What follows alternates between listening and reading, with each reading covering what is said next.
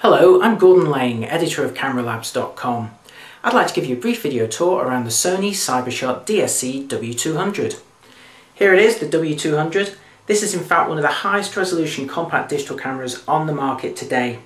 It features nothing less than 12.1 megapixel resolution, which makes it higher than not just most compacts, but also most digital SLRs. And at CameraLabs.com, we've been looking very carefully at what this resolution will give you in practice, and more importantly, whether there are any compromises in other aspects of image quality. But let's have a look at the actual camera itself. As you expect from a Sony model, it's very well built and also very stylish. This front panel really catches the light very nicely, and if I turn the camera on and to the side, you can also see that it's very slim. This camera is actually only 22mm thick, so it will never really be a burden if you slip it into most pockets. There's also a surprise if we turn it round to the back. You'll notice in this corner here, there is in fact an optical viewfinder. That's something you don't see very often on a compact camera these days. But now let's have a look at the actual features in practice. We're outside with the Sony W200, so let's see how quickly it powers up. Press the on-off button at the top and about 2 seconds later you're ready for action. Now let's have a look at the optical zoom range. Here we are zoomed out an equivalent of 35mm, and now zoomed in to an equivalent of 105mm. That's a fairly average 3x optical zoom range. Now let's have a look at the exposure modes that this camera offers, and as you can see there's a command dial here to the right of the screen. If I turn it around you can see the various scene presets and auto modes.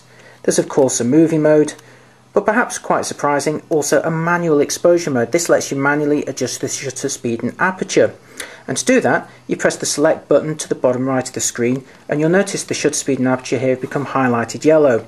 That means that I can actually adjust them using the up, down, left and right arrows. So let's close the aperture a little bit here. One notch, as you can see, picture's become a bit darker, so I'm going to reduce the shutter speed to compensate for that.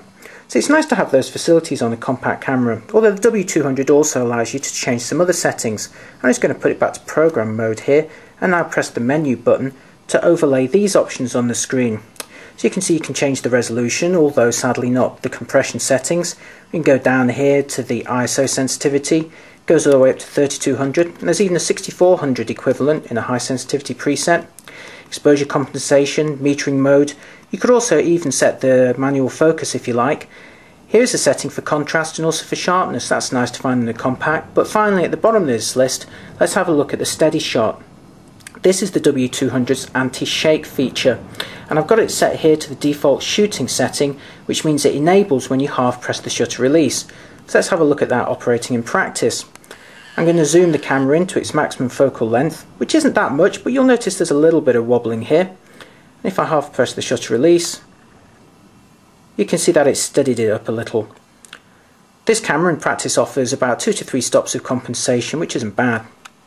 Now let's have a look at the display options. If I press the display button to the right of the screen, we can momentarily brighten it. We can overlay a live histogram. Press it again, you get an uninterrupted view, and again the screen goes off, and once more you're back to normal.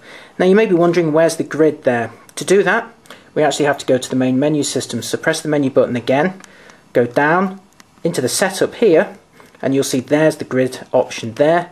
Let's switch it on, exit the menu, and you'll see that we've got the grid there, which can help with alignment or applying the rule of thirds. Now let's have a look at the playback options. If you press play, we can of course scroll through to different images, zoom in on them if desired, and also zoom out again and display varying numbers of thumbnails. You can also display a histogram and other pieces of shooting information when you actually display a picture full on the screen.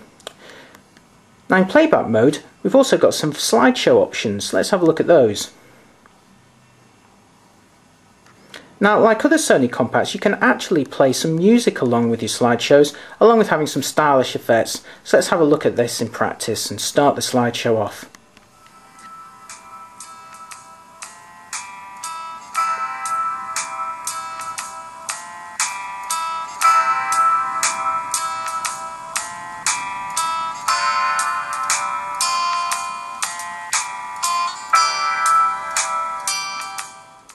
When Sony announced the W200 would have 12.1 megapixel resolution, we were sceptical to say the least about what that would do to image quality. After all, image quality is about much more than just resolution. As you increase it, the pixels get smaller, and generally your photos get either noisier or suffer from more noise reduction artifacts, and neither of those are good news for a good looking photo. So imagine our surprise when the output from the W200 really did exceed expectations. The picture quality from this camera really is very good. It will resolve a massive amount of detail, and even when you increase the ISO sensitivity, the results aren't half bad.